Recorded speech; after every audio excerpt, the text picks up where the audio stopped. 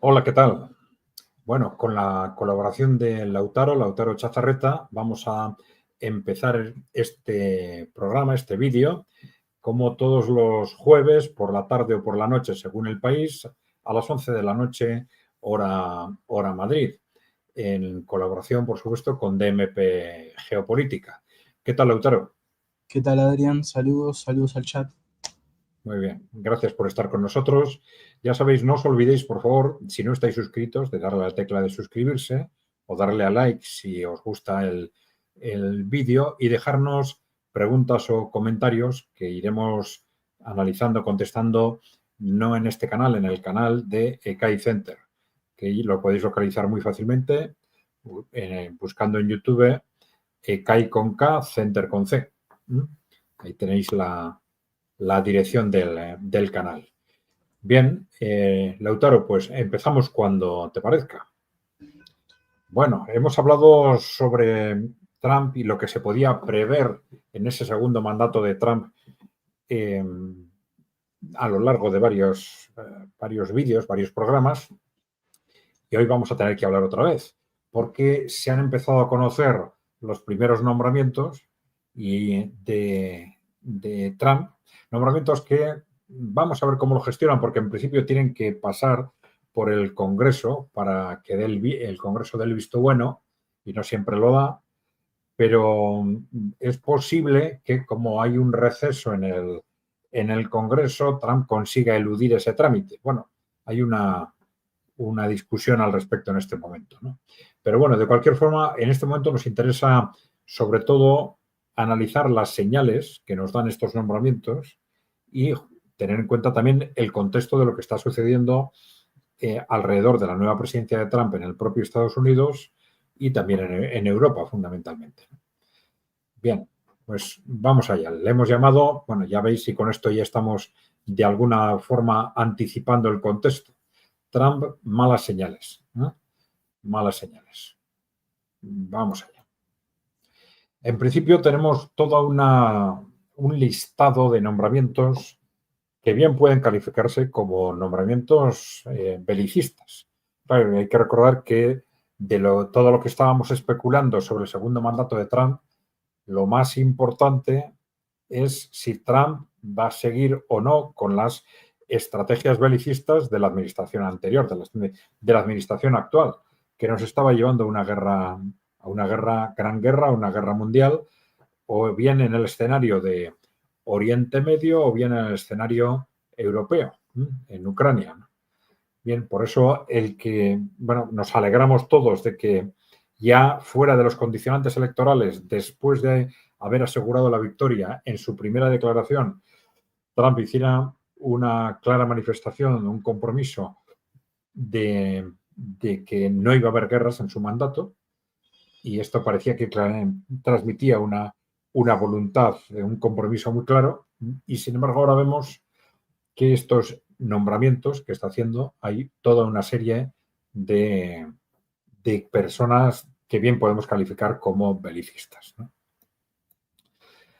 Bueno, ¿de quién estamos hablando? Bueno, pues estamos hablando de la embajadora ante la ONU, Elise Stefanik, del embajador en Israel, Mike Huckabee, del secretario de Estado, Marco Rubio, sobre todo del secretario de Estado, que es el que veis en la imagen, del secretario de Defensa, Pete Hegseth, no estoy seguro de cómo se pronuncia esto, ¿no? Vamos a decir Hegseth, y del asesor de seguridad nacional Mike Waltz, ¿no? Bueno, podríamos hablar de forma independiente de la trayectoria de cada una de estas personas, de sus posicionamientos, de sus declaraciones, pero vamos a buscar características comunes, ¿no? Y hay unas características comunes que se pueden identificar fácilmente, ¿no? Primero, son todos ellos pro-Israel, ¿no? Esto no es extraño en Estados Unidos, en la clase política de Estados Unidos, pero bueno, es importante, ¿no? En política internacional están claramente posicionados a favor de Israel, están claramente posicionados en contra de Irán, están claramente posicionados en contra de China, están claramente posicionados a favor de la hegemonía de Estados Unidos en Latinoamérica con distintos niveles. Claro, algunos se han destacado más en este ámbito y otros menos, ¿no? El caso de Marco Rubio es muy conocido, ¿no? Y sí es cierto que al menos en los últimos tiempos parece que todos ellos podrían estar, o se han manifestado, vamos a decir, abiertos a un posible acuerdo en Ucrania con expresiones como Rusia no es el enemigo principal. Aunque varios de ellos, repetidamente, a lo largo de su trayectoria o en los últimos años, han sido belicistas con respecto a Ucrania, han apostado a favor del envío de armas a Ucrania, de incrementar incluso la ayuda a Ucrania, pero en los últimos tiempos, y no sabemos en qué medida, pues bueno, la complicidad en la campaña de Trump ha tenido algo que ver, pero todos ellos han suavizado su tono con respecto a Rusia, con respecto a la guerra en Ucrania, y han lanzado comentarios como este que os he recogido ahí. Rusia no es el enemigo principal. Teniendo que siempre cuando en Estados Unidos, en la clase política en Estados Unidos, se utiliza esa expresión, se quiere decir que el enemigo principal es China, ¿no? Y ahí esto es una expresión que tiene un peligro importantísimo en sí misma, porque, claro, hay estrategias desde hace mucho tiempo, ya sabéis, de la época Zelensky, Kissinger, etcétera, de que contra los dos no podemos, contra Rusia y China a la vez no podemos, tenemos que elegir enemigos. Entonces, si consideras que tu enemigo principal es Rusia, tienes que intentar mantener al margen a China. Si consideras que tu enemigo principal es China, tienes que intentar mantener al margen a Rusia. Y ha habido incluso durante estos años declaraciones de estos responsables políticos o del propio Trump acusando o responsabilizando a la administración actual de haber de alguna forma incentivado a China a unirse estratégicamente, o a Rusia a unirse estratégicamente con China, ¿no? Dice que eso es un error grave y, bueno, podría interpretarse que esta podría ser una estrategia de esta administración, dar la vuelta a ese entorno, ¿no? Bien, esas serían las características comunes. ¿Qué podemos interpretar de esto? Pues podemos hacer varias hipótesis. 3, pueden ser 2 desglosadas si se quiere, ¿no? Pero bueno, la primera sería utilizando una expresión que ya se ha utilizado varias veces, ¿no? Bueno, que la estrategia sea comprar a Rusia para tener manos libres en Irán y China. ¿Comprar qué quiere decir? Pues ofrecer a Rusia un acuerdo en Europa lo suficientemente ventajoso, pero condicionado a que Rusia, digamos, mire hacia otro lado o no intervenga o suavice o rompa o congele esa alianza estratégica con Irán y con China, mientras Estados Unidos, vamos a decir, se lanza contra ellos, ¿no? Otra posible hipótesis sería, bueno, que ni siquiera eso, ¿no? Que se tratase de simplemente vamos a hacer un amago de negociación con Rusia, pero como consecuencia de ese amago, pues bueno, vamos a hacer una serie de ofertas que Rusia no va a aceptar o no va a poder aceptar o no sería lógico que aceptara, y una vez que no se acepta, pues bueno, pues retomamos la escalada en Ucrania en términos similares a los de la administración anterior y quizás también en Irán, ¿no? Que son los dos frentes de escalada que están abiertos en este momento, ¿no? Y la hipótesis intermedia podría ser salir de Europa dejando a los europeos la guerra contra Rusia, haciendo esto a sabiendas, ¿no? Es decir, ya no se trata de llegar a un acuerdo con Rusia, cerrar ese acuerdo y que ese acuerdo se cumpla, sino salir de Europa dejando a los europeos la responsabilidad de una forma pactada o semipactada con ellos, ¿no? Pero dejando a los europeos la responsabilidad de la guerra contra Rusia de tal forma que Estados Unidos se pueda concentrar en la guerra contra Irán y China. ¿Eh? O contra Irán o China, no sabemos. Bien. Adrián, tengo una consulta. ¿Puede ser Sí. que el escenario de negociaciones de Rusia, en particularmente por el territorio de Ucrania, sea muy complejo cerrarse? El panorama de que Estados Unidos se retire dejando el conflicto aún sin resolución, parecería ser una de las más viables en este contexto actual. Sí, bueno, como tú has dicho, vamos a ver, hay también una cuestión del tiempo, ¿no? Porque este es el peor momento para Rusia para negociar. Es decir, Rusia lleva 2 años con un esfuerzo impresionante en una guerra de desgaste, no en una guerra de estrategias territoriales. Una guerra de desgaste en la que lo importante no son los avances territoriales, lo importante es desgastar al enemigo y evitar el desgaste propio, pero siempre con el objetivo último de que como consecuencia de ese desgaste va a venir o una rendición del enemigo o la consecución de esos avances territoriales, pero ya una vez que el enemigo está muy desgastado, ¿no? Entonces, esto es lo que está empezando ahora a verificarse, es decir, como consecuencia de ese alto nivel de desgaste, pues ahora Rusia está avanzando muy rápidamente, pero de forma continuada en distintos sectores del frente. Entonces, ahora que empieza, digamos, a rentabilizar esa inversión de 2 años, es el peor momento para negociar. Le interesaría negociar cuando ya se ha visualizado claramente, pues a partir de ese momento, que ha ganado la guerra, ¿no? Que ha ganado la guerra. Es decir, que ya se han desplegado esos avances territoriales que crean una situación de hecho que establece un marco de negociador totalmente distinto, ¿no? Al contrario, lo lógico sería que Ucrania intentase ahora negociar, ¿no? Es decir, cuando ya ha visto que va a perder la guerra. Puede haberlo intentado, algunos dirían, pues tenían que haberlo visto desde el principio. Bueno, pero de una forma o de otra, si en el momento en que ya se ve muy claro que van a perder la guerra, ahí ese es el momento de negociar, porque a partir de ese momento ya cuanto más tiempo pase, lo van a tener peor. Al contrario que Rusia. Rusia ahora va a empezar a rentabilizar, cuanto más tiempo pase, habrá ocupado más territorio y por tanto su posición negociadora va a ser mejor. Esto quiere decir que difícilmente Rusia va a entrar ahora en una negociación con Estados Unidos sobre Ucrania.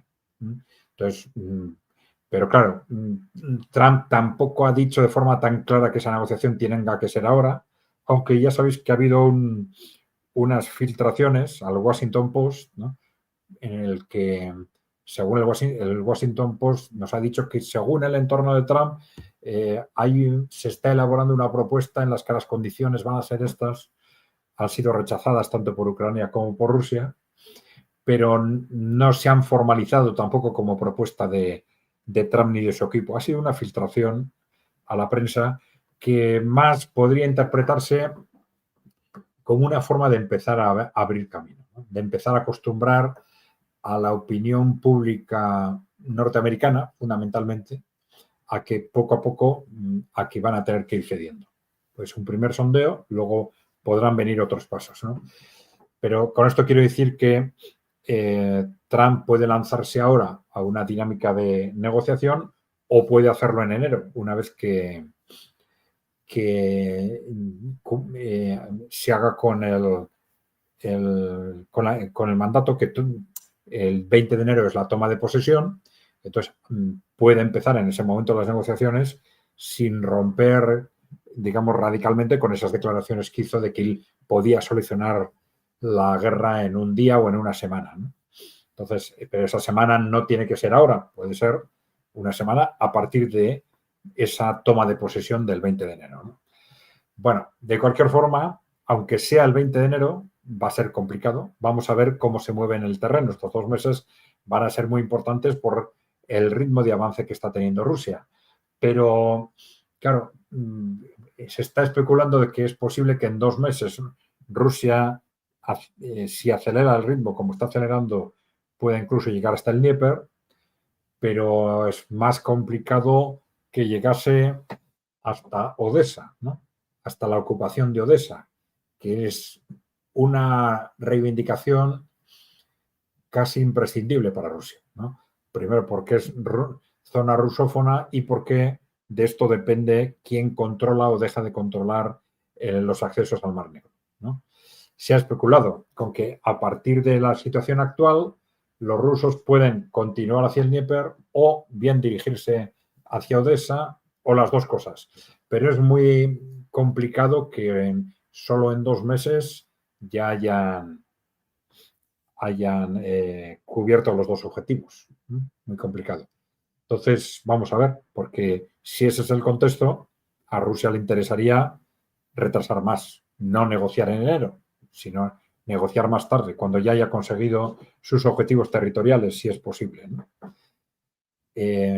Depende, evidentemente, de cuáles sean los planteamientos o las ofertas de Donald Trump, pero esas ofertas también desde el punto de vista de la opinión pública norteamericana y del establishment norteamericano, pues van a ser más o menos lógicas, más o menos aceptables, según hasta dónde hayan llegado el ejército ruso, ¿no?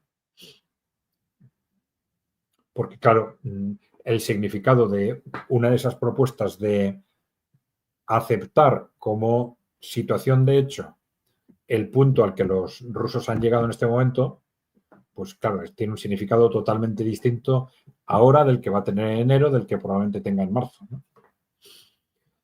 Bien, vamos a ver, en esos 3 contextos nos podríamos encontrar si tenemos en cuenta esa aparente apuesta belicista de esos nombramientos, ¿no? Bueno, pero sin embargo nos encontramos con un tono muy distinto en los nombramientos en política interior o en algunos de esos nombramientos, ¿no? Vamos a ver, y esto es un poco chocante, ¿no? Nombramientos que podemos calificar, bueno, como antioligárquicos, ¿no? De personas que claramente han apostado durante muchos años por actuar contra la élite, por políticas anticorrupción, repetidamente han acusado al establishment de Washington de corrupción, de belicismo, repetidamente se han posicionado a favor de la paz, en contra de las guerras, en contra del establishment industrial militar, etcétera, ¿no? Que son, sobre todo, Tulsi Gabbard, ¿no? A la que se va a nombrar o se quiere nombrar directora de Inteligencia Nacional, Matt Gaetz, fiscal general, y en Robert Kennedy lo pongo con interrogantes porque se está hablando, pero todavía no se ha comunicado oficialmente, ¿no? En la FDA, que es la Agencia del Medicamento, ¿no? De los medicamentos. Y vamos a ver esto qué quiere decir, especialmente el caso Tulsi Gabbard puede ser el más llamativo. El caso Robert Kennedy sería llamativo en un ámbito concreto, el sanitario, digamos, ¿no? Pero el caso Tulsi Gabbard, también el caso Matt Gaetz, que ya está teniendo sus problemas en el Congreso, ¿no? El Matt Gaetz, claro, poner de fiscal general, que es el órgano responsable de la apertura y seguimiento de los procesos judiciales, a una persona que ha estado acusando de corrupción de forma concreta y colectiva a tantas personas en Washington, es en sí mismo una amenaza directísima para muchas personas, ¿no? Vamos a ver si sale adelante. Ya le han acusado, han empezado a circular rumores de acusaciones pues de tipo personal, tal. Vamos a ver a dónde llega esto, ¿no? El caso Tulsi Gabbard es el más llamativo, ¿no? Tulsi Gabbard ha sido durante muchos años una referencia en el Partido Demócrata, también Robert Kennedy, ¿no? Lo hemos comentado. Los dos vienen del Partido Demócrata y se han desmarcado del Partido Demócrata para apoyar la candidatura de Donald Trump, ¿no? Era uno de los claros argumentos que nos permitía pensar que esta vez Donald Trump iba a responder a esos postulados iniciales aislacionistas, antioligárquicos del trumpismo, ¿no? Porque, claro, se suponía que estas personas conocen perfectamente el entorno político de los dos partidos y cuando hacen esa apuesta es porque realmente confían en ese segundo mandato de Trump, ¿no? En el caso de Tulsi Gabbard, fue candidata a la nominación demócrata, y muy conocida dentro del partido como un gran referente opositor, digamos, a la dirección del partido, pero con una gran popularidad en un sector de los afiliados, ¿no? Entonces, ha pasado de ser candidata de la nominación demócrata a apoyar a Donald Trump, un cambio radical, ¿no? Pero claro, era una oposición dentro del Partido Demócrata muy radical en el ámbito internacional, geopolítico. Se le acusaba, pues, por ejemplo, de cosas como las que veis ahí, de espía rusa, de espía de Putin. Acusaciones de estas le lanzó repetidamente, por ejemplo, Hillary Clinton, ¿no? Sí podemos decir claramente que es odiada por la élite de Washington, ¿no? No por determinados programas más o menos progresistas, como puede ser, por ejemplo, Sanders, etcétera, pero que de una forma u otra están claramente controlados por la dirección del Partido Demócrata, ¿no? Robert Kennedy y Tulsi Gabbard no estaban controlados, ¿no? Historia importante. Bueno, Tulsi Gabbard ha mantenido permanentemente una posición antiguerra, a pesar de que ella es militar, una posición antiguerra, antiintervención en Ucrania, contraria a la dotación de armamento, a las ayudas financieras a Ucrania, y sin embargo resulta que se le ha nombrado para controlar el conjunto de la inteligencia norteamericana, ¿no? Y esto es algo que ha despertado ya en 2 días todos los rechazos, claro, todas las sospechas, y dicen, vamos, vais a dejar a una espía de Putin al mando de la inteligencia norteamericana. Este tipo de cosas se están diciendo, ¿no? Bien, se hablaba repetidamente de Tulsi Gabbard como un posible cargo, ¿no?, en la administración Trump, pero claro, esto es una contradicción evidente con lo que nos están diciendo los nombramientos en política exterior, ¿no? Bueno, una contradicción muy radical también, muy radical, que puede responder a que Donald Trump quiere contentar a distintos sectores de sus seguidores, a distintos sectores de los que le apoyan, de los grupos de interés que le apoyan, a falta de claridad en sus estrategias, a jugar con los tiempos, bueno, sabiendo, tú me decías antes de empezar, Lautaro, cómo es posible que, bueno, esas contradicciones se resuelvan con ceses y nuevos nombramientos. Claro, pero es que efectivamente esto es lo que sucedió en el primer mandato de Donald Trump de forma constante, ¿no? Y, bueno, es posible que esto le permita a Trump dar una imagen en un momento y 3 meses después dar otra imagen. No hay que descartarlo, ¿no? Bueno, vamos a ver. En estos mandatos sí nos parecen que nos están diciendo que vamos a encontrarnos con un segundo mandato más parecido al anterior mandato de lo que pensábamos. Pensábamos que las cosas habían cambiado sustancialmente en el sentido de que Donald Trump ahora ya controlaba su partido. Recordemos que Donald Trump inicialmente era un outsider, era un disidente, si se quiere, a todos los efectos, en su propio partido, el que fuera incluso nominado en las primeras elecciones fue una auténtica sorpresa. Fue otra sorpresa que ganara las elecciones y las ganó siendo una clara minoría en su partido y un poco contra todo el mundo, ¿no? Se suponía que esto explicaba esa evolución caótica de su primer mandato, ¿no? Contradicciones permanentes, cambios constantes. Pero claro, ahora estamos viendo a partir de esos nombramientos y de lo que estamos viendo estos días un contexto que a lo mejor no cambia tanto. Estábamos pensando que ahora Trump ya controlaba su partido, que había tenido ahora un refuerzo electoral muy claro, que los republicanos controlaban las dos cámaras y que en definitiva, pues muy probablemente todo hacía indicar que ahora Trump iba a poder hacer, digamos, con lo que quisiera, digamos, dentro de su ideología. Es decir, iba a poder responder claramente a sus objetivos ideológicos, ¿no? Además, esto siempre se ha dicho del segundo mandato de los presidentes norteamericanos, ¿no? Que en el primero son más prudentes porque están pendientes de la segunda elección, pero en el segundo ya no, porque solo pueden tener 2 mandatos, con lo cual saben que no se les va a poder reelegir, con lo cual en ese segundo mandato tienden a aproximarse más a lo que realmente quieren hacer, ¿no? Bueno, es decir, teníamos todos los ingredientes para que en este segundo mandato de Donald Trump pues las cosas fueran mucho más claras, ¿no? Pero la sensación de estos últimos días es que esto probablemente no va a ser así. Bueno, aquí tenemos una noticia importante también, ¿no? Trump ha perdido, parece que ha perdido su primer asalto, ¿no?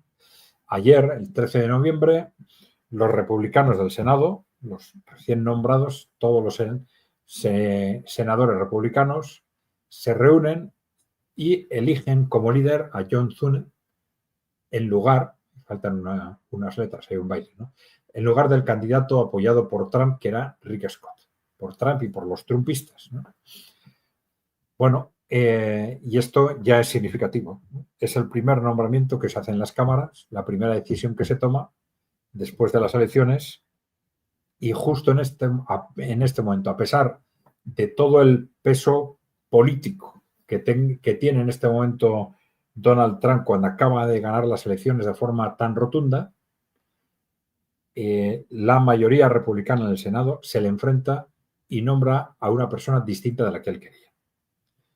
Bueno, esto ya nos vuelve a situar en un contexto que nos esperábamos y que es que parece bastante claro que Trump sigue sin controlar el partido, ¿no?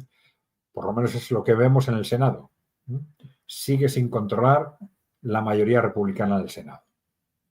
Bueno, vamos a ver, una cosa es que no la controle y otra cosa es que sea furiosamente opuesta a él, como ha sido en los años anteriores, ¿no?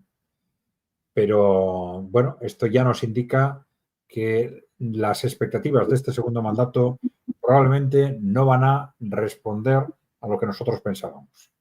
Trump, desde luego, no controla de forma clara su partido. Vamos a ver si lo controla parcialmente, hasta qué punto y en qué ámbitos, ¿no? Bien. Trump ha perdido su primer asalto, ¿no? Bien, pero ¿qué pasa si Trump sigue sin controlar su partido, ¿no? Digamos que entonces nos encontramos con un contexto totalmente distinto al que pensábamos, y esto nos permite, bueno, esto además, juntado a estos nombramientos en parte contradictorios, ¿no? De personas claramente belicistas por un lado y por otro lado antiguerra en el otro, pues probablemente todo esto nos apunta a un segundo mandato también caótico, ¿no? Como fue el primero. Mandato caótico, lleno de contradicciones y de cargos, personas a las que se nombra para un cargo y que unos meses después se le quita, ¿no? Con uno u otro pretexto. Esto también nos dificulta sacar conclusiones de los nombramientos que acaba de realizar, ¿no? Porque tampoco sabemos en qué medida son nombramientos realizados con un objetivo más o menos táctico, ¿no? Es decir, yo tengo, no sé, esto puede funcionar en las dos direcciones, ¿no? Como todavía faltan 2 meses hasta la toma de posesión, el 20 de enero, y estamos en una situación tremendamente peligrosa, pues voy a nombrar en política exterior a personas claramente belicistas para que durante estos 2 meses no estalle nada, confíen en que yo voy a seguir esa línea cuando llegue a la presidencia y después ya les quitaré cuando quiera. Por ejemplo, ¿no? Pero puede funcionar al revés también, ¿no? Por ejemplo, ahora, pues dentro de esa oleada de todo lo que he prometido en campaña, nombro a Tulsi Gabbard al mando de la inteligencia norteamericana, pero bueno, ya si empieza a generar problemas, ya la quitaré dentro de 3 o 6 meses y no pasa nada, ¿no? Hay que contar ahora con ese tipo de escenarios, ¿no? Bien. Bueno, ¿qué podemos decir? Que pues muy probablemente lo más positivo de Trump sigue siendo que los demás son peores. Cuando digo los demás hablo no solo de Estados Unidos, sino del conjunto del bloque, vamos a decir, euroatlántico, ¿no? Son peores porque hasta ahora, durante los últimos años, han manifestado, desde el punto de vista de lo más importante, porque podemos valorar tanto en Trump como en estos líderes, podemos valorar muchas otras cosas, ¿no? Pero desde el punto de vista de lo más importante en este momento, que es el riesgo de avanzar hacia una gran guerra, pues es evidente que estos líderes europeos y norteamericanos, como son pues Biden, como es Keir Starmer, como es Macron, incluso Scholz, ¿no? Pues han ido avanzando progresivamente hacia el estallido de una guerra mundial, tanto en Europa como en Oriente Medio. Entonces, en ese sentido, pues sí podemos decir claramente que, como con Trump por lo menos tenemos dudas, ¿no? Pues ellos sí claramente son peores, ¿no? Bueno, de hecho, todo parece indicar que durante estos días Europa ha acelerado la marcha hacia la guerra, ¿no? Y esto ya nos indica esa situación o esa previsión por parte de los líderes europeos y demócratas norteamericanos de que en el momento en que Trump llegue al poder a partir del 20 de enero, esto va a ser más difícil, ese avance hacia la guerra. Y entonces hay que aprovechar estos 2 meses para intentar al máximo crear un contexto que sea un contexto de guerra o preguerra que sea lo más difícil posible de deshacer a partir del 20 de enero, ¿no? Bueno, y esto está siendo muy claro por parte de los movimientos que se están realizando entre el Reino Unido y Francia y de los que están intentando convencer a Biden. Esto se exterioriza, ¿eh? Aunque con la administración Biden siempre se están diciendo que se deja convencer, pero en realidad luego resulta ser tan radical como otros, ¿no? Lo hemos visto claramente en el caso de Israel. Pero bueno, ahí tenemos el tema de los misiles de largo alcance, en los que ya se están haciendo constantemente declaraciones de que, bueno, Francia lo ha dicho, que ya va a enviar más misiles de largo alcance a Ucrania. Ya sabemos que estos misiles de largo alcance son lo que estaba acercándonos en las últimas semanas a ese contexto de guerra, ¿no? En la medida en que la amenaza de que a través de Ucrania se dispararan misiles de largo alcance contra el interior de Rusia era algo considerado claramente como motivo de guerra por la Federación Rusa, ¿no? Y que incluso había cambiado su doctrina militar y había declaraciones de todos los altos cargos diciendo claramente que si eso sucedía, si se empezaban a lanzar misiles de largo alcance contra Rusia desde Ucrania, los responsables no iban a ser Ucrania, sino todos los países que hubieran colaborado en ese lanzamiento y que, por lo tanto, esos países estarían en guerra con Rusia a partir de ese momento, ¿no? Bueno, a pesar de esto, unos días después ya comentamos, pues bueno, una decisión disparatada del Parlamento Europeo, nada menos, ¿no?, a favor de lanzar misiles de largo alcance contra Rusia, ¿no?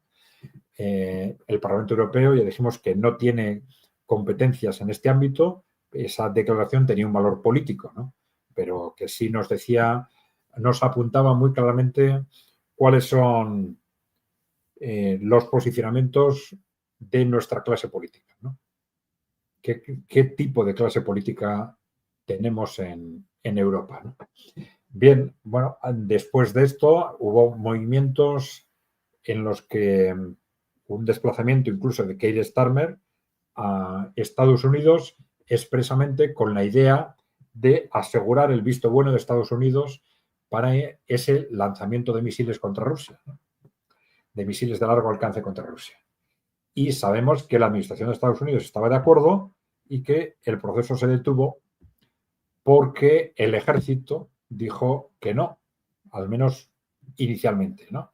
Dijo que no porque aparentemente no tenía sentido, porque no tiene sentido militar, no iba a cambiar el contexto de la campaña en Ucrania y sí iba a ser una causa directa de poner en marcha una guerra nuclear, ¿no? Bueno, ante esa negativa del ejército, del ministerio, que se plasmó a través del Ministerio de Defensa, pues no se consiguió el ok de Estados Unidos y ese proceso temporalmente se detuvo, pero ahora se ha vuelto a reactivar. Lo ha reactivado Francia, lo ha reactivado Gran Bretaña, Keir Starmer, y están, según dicen, en proceso de convencer a Washington para que ponga en marcha esta medida o este ataque contra Rusia ya durante estos 2 meses, ¿no? Se dice que van a aprovechar para ello el aniversario del armisticio de la Primera Guerra Mundial, ¿no?, en el que esperan reunirse y esperan conseguir un acuerdo sobre este tema, ¿no? Y el otro tema, que está también encima de la mesa y con una dirección y con unos riesgos similares, es el del famoso desplazamiento de tropas regulares a Ucrania. Recordemos que, bueno, primero, de esto no sé si habíamos hablado, creo que sí. Este desplazamiento de tropas regulares, hay tropas de muchos países de la OTAN en Ucrania combatiendo con las tropas ucranianas, pero no de forma abierta, ¿no?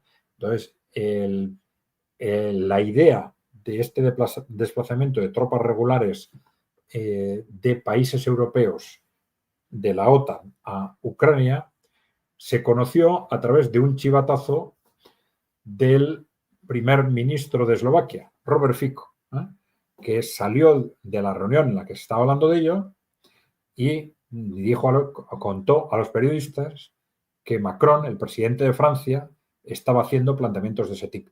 Estaba planteando que había que había que dar ese paso, ¿no? Lo denunció con la idea de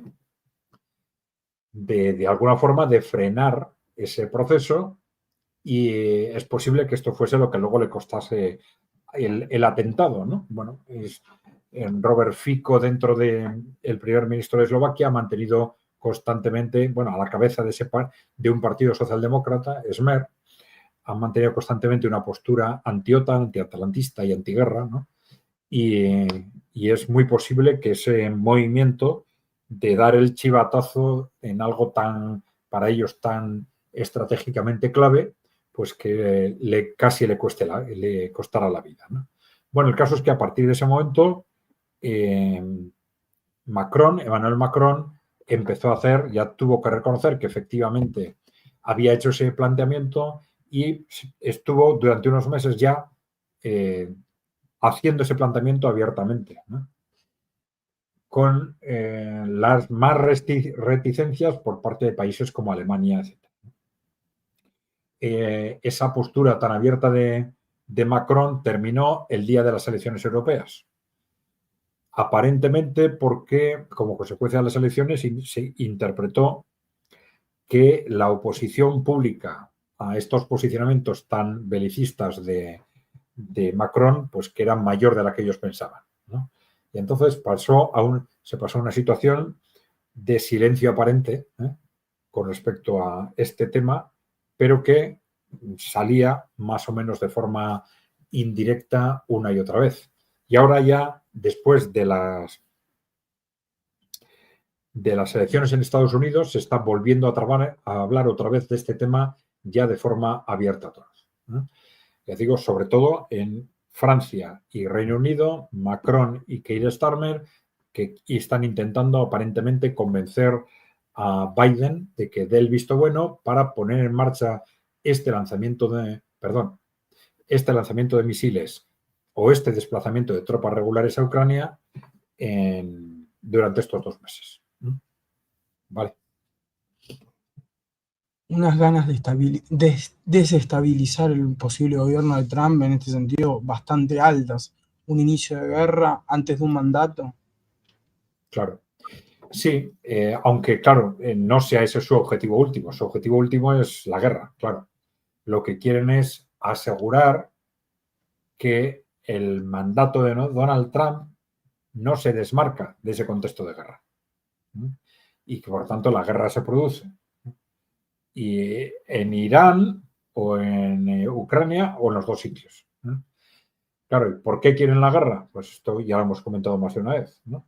Porque estas personas no están defendiendo sus propios intereses, que al final son temporales, son representantes políticos, ¿no? Que están unos años en el poder y luego se van, ¿no? Están defendiendo los intereses de Wall Street, ¿no? De esos intereses corporativos que son los que mandan en Europa y Estados Unidos y que son los que, si se sienten en peligro, lo están viendo que están perdiendo la hegemonía del mundo, que pueden perder la hegemonía también en Occidente, que su propio futuro económico, de poder, su futuro personal están en juego.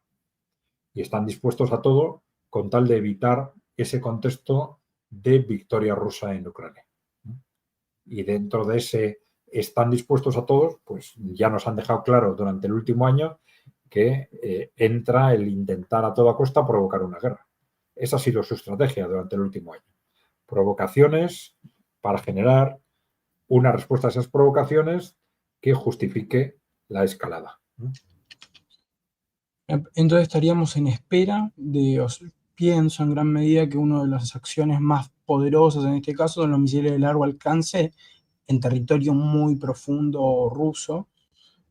Sería ese el acto que desencadenaría los hechos de guerra que obligarían a Trump a mantenerse en este ámbito. Lo que vos estabas diciendo, el único objetivo es que se concrete o se mantenga la guerra. Sí, misiles de largo alcance o el desplazamiento de tropas regulares, cualquiera de los dos. Pero claro, tienen que ser movimientos probablemente con los que dicen Rusia no va a tener más remedio que responder. Si empezamos a lanzar misiles de largo alcance al interior de Rusia sobre sus grandes ciudades, sobre Moscú, sobre San Petersburgo, ya Rusia no va a tener más remedio que responder contra nosotros. Y además han dicho que van a responder, ¿no? O sea, es lo que están buscando. Rusia va a responder. Tienen no va a tener derecho. Perdón, tienen derecho, en este caso ya es muy concreto la acción. Claro, No? es muy evidente, ¿no? Y piensan que no van a tener más remedio que responder y ya tenemos la guerra generada para cuando llegue Trump.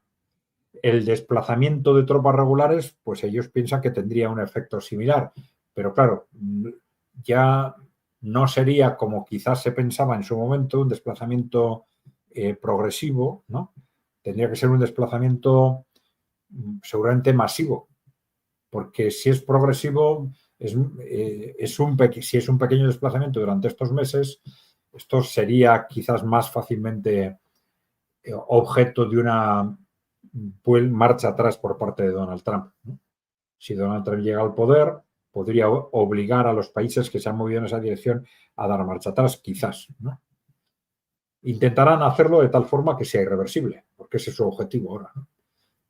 O con la suficiente agresividad con los misiles de largo alcance sobre Moscú o sobre San Petersburgo o con el desplazamiento de tropas a Ucrania lo suficientemente masivo como para obligar a Rusia a un ataque contra ellos, ¿no? Y quería consultar esto, capaz no sé si suena ridículo. Sé que Donald Trump nunca va a ganar un premio Nobel de la Paz, esperemos, pero en este caso me hace acordar de esa retirada de tropas de Obama. Puede ser que pase todo lo que estamos diciendo y que Donald Trump cumpla la promesa de esta cuestión de frenar la guerra. Quedaría bastante icónico en este aspecto. Sí, pero bueno, lo de los premios Nobel ya sabes que es un tema bastante utilitario, ¿no? Es decir, ahí hay una serie, también hay una serie de grupos de interés detrás que en función también de intereses políticos o ideológicos, sobre todo en ese tipo de premios, pues deciden a quién dárselo. De hecho, a Obama se lo dieron antes de que hiciera nada, ¿no? Esto fue muy llamativo, ¿no? Es decir, todavía no había hecho nada en su presidencia y le dieron un Nobel de la Paz en base a lo que se esperaba que pudiese hacer. Pero bueno. Bien. Bueno, vamos a ver. Después de todo lo que hemos comentado, vamos a pensar cuál sería la hipótesis más optimista en base a estos últimos datos que tenemos, ¿no? Sin perjuicio de que, bueno, estamos en un proceso de cambio tremendamente rápido, puede haber noticias en los próximos días que nos modifiquen en cierta forma esta información, ¿no? Noticias bien desde el frente en Europa, en Oriente Medio o desde la política interna en Estados Unidos, ¿no? Bueno, pero nuestra hipótesis, digamos, más optimista en base a lo que hemos visto en estos nombramientos, etcétera, es que nos encontremos en un segundo mandato de Donald Trump que sea un mandato caótico, pero que evite la guerra. Es decir, algo similar a lo que sí consiguió en su primer mandato, ¿no? Es decir, un mandato también caótico, pero en el que repetidamente se dijo, es el primer presidente, no sé si en 40 años, en el que no pone en marcha ninguna guerra. Bueno, tuvo también comportamientos agresivos, como la muerte de Soleimani en Irak, etcétera, ¿no? Pero sí es cierto que no generó ninguna guerra. Pero esto no es ninguna tontería, aunque tenga comportamientos agresivos, ahora no estamos hablando de ninguna guerra. Ahora está claro que si hay una guerra, iba a ser una guerra mundial, ¿no? Porque, sobre todo, porque el posible escenario que se está planteando de guerra que no fuese mundial sería el escenario de Oriente Medio, un escenario en el que Israel consigue su objetivo de arrastrar a Estados Unidos a una guerra contra Irán o Estados Unidos consigue el pretexto que necesita para entrar en esa guerra contra Irán. Pero ya hemos explicado más de una vez que en el momento actual, ya no estamos en el contexto de hace 5 o 10 años, hay una interrelación estratégica tan grande entre China, Rusia e Irán que es impensable que Trump pueda llegar a un acuerdo en Rusia a la vez que se lanza una guerra en Irán. Rusia y China no pueden dejarlo, creo que lo dijimos el último día, no pueden aceptar que Irán sea sometido, no solo porque sea, digamos, un partner estratégico de ellos, ¿no? Un socio estratégico, sino porque perder Irán es perder Oriente Medio. Y perder Oriente Medio puede ser un golpe definitivo para los BRICS, para el proyecto de los países emergentes. Dentro de esa lucha por el control del mundo, entre ese mundo multipolar y el mundo unipolar, el que de pronto Estados Unidos se hiciese con el control de Oriente Medio podría ser un golpe definitivo, ¿no? Y claro, el que someter a Irán sería ni más ni menos que esto, ¿no? Bien. Bueno, decía, esta podría ser la hipótesis más optimista, ¿no? Una administración, otra vez, caótica, con decisiones contradictorias, con nombramientos temporales o de personas a las que se les nombra y pocos meses después se les cesa para nombrar otros. Pero bueno, las consecuencias de ese caos podrían, en ese supuesto optimista, no ser una guerra, ¿no? Siempre que estaríamos hablando de que se llega a un acuerdo con Rusia sobre Ucrania un acuerdo formal o un acuerdo de hecho, porque Estados Unidos se va y contiene a Francia o a Gran Bretaña, no les deja poner en marcha esa estrategia de guerra europea que quieren poner en marcha, ¿no? Pero a la vez se inicia una guerra, otra vez una guerra comercial con China, bueno, algo que de alguna forma también han mantenido los demócratas, pero hay que pensar que de forma más agresiva, ¿no? Se inicia una guerra comercial con China, pero estrictamente comercial, ¿no? Que no se traslada a un gran conflicto geopolítico o por Taiwán o por Corea, etc., ¿no? O por Filipinas, ¿no? Y luego una situación en la que habría una gran presión sobre Irán, preferiblemente o posiblemente desde el punto de vista del armamento nuclear, pero y a la vez una contención de Israel, ¿no? Y esto es algo que en todo este entramado sería lo más difícil, ¿no? Creo que lo comentamos el día anterior. Porque, claro, contener a Israel en este momento, a la vez que difícil, es imprescindible si se quiere evitar ese estallido en Oriente Medio. Y claro, contener a Israel no es cualquier cosa.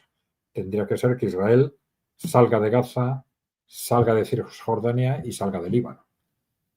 ¿Cómo se convence de eso al gobierno actual? Pues bastante complicado, ¿no?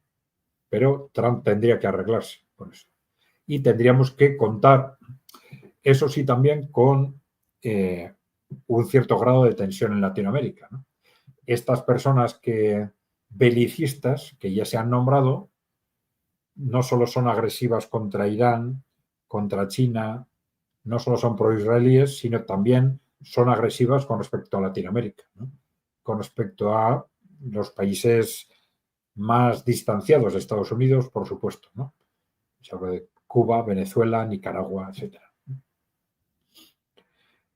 Bien. Bueno, pues este es lo que podríamos considerar un contexto previsible, el contexto que podemos atisbar en este momento viendo esos nombramientos, ¿no? Bueno, pues esto es un poco lo que quería comentar, ¿no?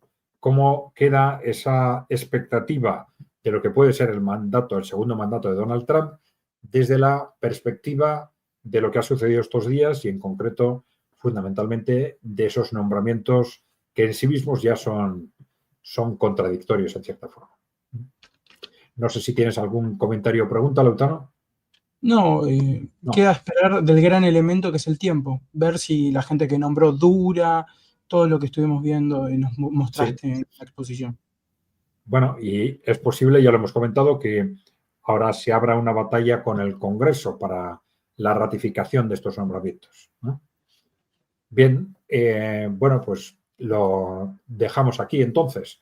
Ya sabéis, como os hemos dicho al principio, no os olvidéis de darle a la tecla de suscribirse si no estáis suscritos, darle a like si os ha gustado el vídeo, dejarnos preguntas o comentarios, que ya sabéis que los atenderemos en la medida en que podamos, no en este canal, sino en el canal de ECAI Center, ¿eh? Que para localizarlo buscáis ECAI con K, Center con C en YouTube y lo localizáis enseguida, y si no, en la dirección que ahora estáis viendo, ¿no? Bien, ya sabéis que vamos a estar con vosotros los jueves por la tarde o por la noche, según el país, 11 de la noche, hora de Madrid. Y sin más, pues muchas gracias, Lautaro, por tu colaboración y gracias a los que nos habéis escuchado. Hasta la semana que viene. Saludos.